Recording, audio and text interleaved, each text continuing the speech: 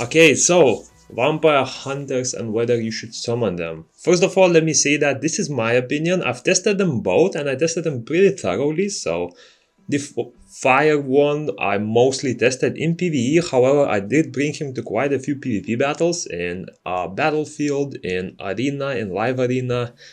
I also did the same with Water one, but he was more tested in PvP and a bit less in PvE. So for PvE scenarios, I just tried to bring him to dungeons where you need to strip debuffs. So stuff like Forgotten Earthshrine dungeons, very minimal testing in PvE, mostly for PvP because he is sort of a PvP only unit. And yeah, I've written some notes and I'll give my opinion on whether you should summon or not. I will not address the wind one because he is free from the monster story, so I don't think it's even worth summoning him. I'm mostly gonna be looking into the fire and the water ones. So I'm gonna start with the water one because I think the decision about that one is a little bit easier to make.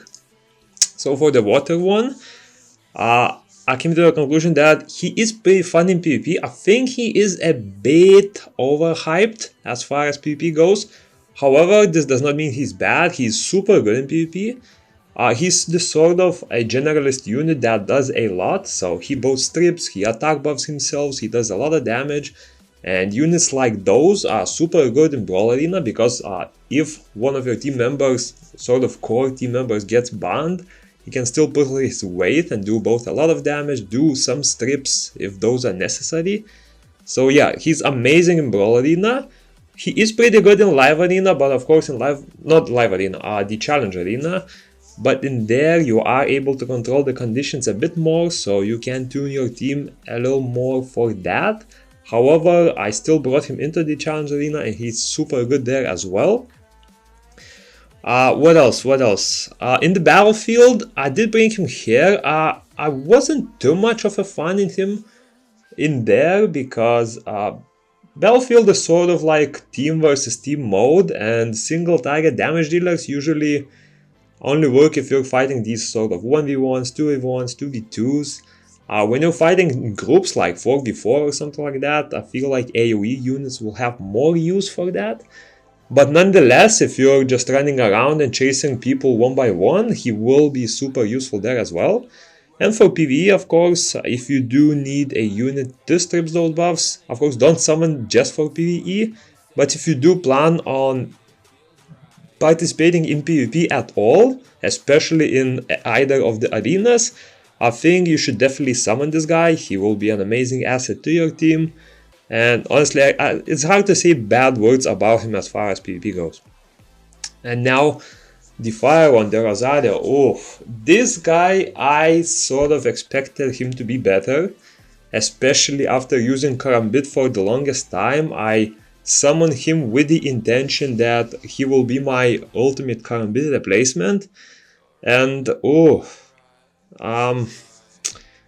so here's the deal. I did replace Karambit. I replaced him because of a few reasons that I'll explain in a second.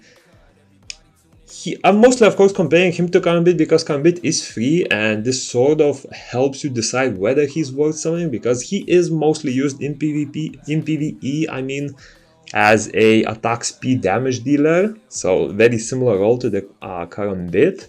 For PvP, I'll talk about it in a second. So for PvE, he is good in those long drawn out fights. So for example, if you're just starting out with raids or the raid itself isn't too easy, so not stuff like White Shadow Castle, but let's say Naraka, let's say the Twisted Marsh, he will be super useful in those where the rage does have the chance to activate, because in White Shadow Castle you may even beat the dungeon before the rage activates, so not gonna judge him with that. The problem with his damage is that without rage, his damage is horrible. Compared to Karambit, of course. I did damage comparisons the other day. I think it's the previous video, so you can check yesterday's video there. When comparing the Swift set, he lost to Karambit even with rage. So if the dungeon is taking less time before he can use the rage time fully, he will do even less damage than that. So he was already beaten by Karambit when on a Swift set.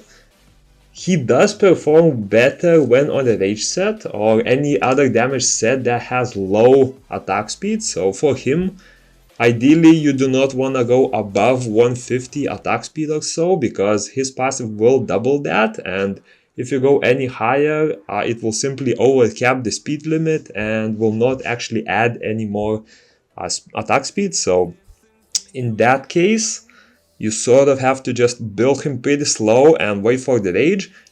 With those scenarios, he did outdamage Karambit with a slower rage set, because Karambit was not able to catch up with that attack speed.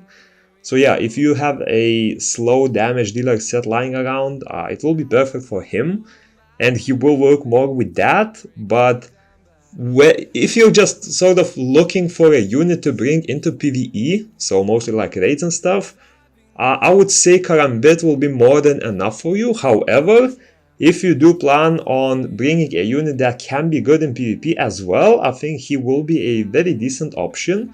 Because first of all, he does have several decent stances, and in the melee stance, very similar to Karambit, he will be able to receive a lot more safety, because he has damage reduction on melee attacks, he has damage reduction on his abilities, he has damage reduction when in rage, so he will be way safer option than Karambit. But if you're not planning to bring him into PvP at all, I would say sticking with Karambit is more than enough as far as DPS goes. And also, even then, you should really think whether you need him if you have better options. So for example, another very decent unit in PvP is the Fire Ifrit, the Thessalian. I feel like he would be a bit of a better option for PvP purposes than him, and they're both archers, so they sort of provide the same utility. Both of them defense break. Of course, this guy will usually defense break a tiny bit more because he has defense break on his basic attack as well. And Thessalian will most likely take a bit more damage because he does not have the safety options that Rosario provides. But other than that, I feel like for PvP you definitely have better options than him. Doesn't mean that Rosario is useless, it's just that maybe not the best unit for PvP. And the last thing I want to mention about Rosario is he will work better with Cleave compared to Orbia and Kina, because Cleave is a melee unit, and the thing with his attacks is when you are on Whistle, if you go to a unit and attack him right there, as a Cleave, of course you're attacking from melee range, so whenever you move you can bring him into the melee range as well, and he will start hitting melee. If he by some accident uses his first skill and backs down, you can just quickly move and he will go back to melee range like that. The problem for that with Orbia and Kina is they are range champions, so this guy will pretty much be attacking from range. If he uses this skill, he will go into melee range, but the second your summoner moves, if you are on Whistle, he will follow you back into range, because you are usually attacking on range, so you can either stand literally on top of the boss so that the Rosario gets in melee range, or you will be suffering from him not having that enhanced basic attack, where because in range he does not have the ability to defense break, because this second part of the passive only activates if you're hitting well melee. Also, he will not have the damage taken down effect, so he will take regular damage when shooting from range. So yeah, that's the main part why I don't like him. So overall, if you need a good DPS for longer fights and prefer to have sort of a DPS that works decently in PvP, you should go for it. But if you're just looking for someone to bring DPS into raids and stuff like that, it's mostly PvP content, I would say you can hold your skulls for this one, unless you really like his kit for some reason, or you plan on perhaps playing more with Cleave. I would say if you are playing Cleave, he's definitely probably a better option than Karambit, but for other champions it's very hard for me to recommend it, honestly. And yeah, I don't know, that's just my thoughts of playing around. I played with both of them for like 3 days, for quite a bit, and yeah, this is pretty much what I could make of it. Of course, the final decision is up to you. I just gave my thoughts after testing them, and I wanted to test them out thoroughly before giving my opinion. So yeah, hope you enjoyed, and see you in the next one.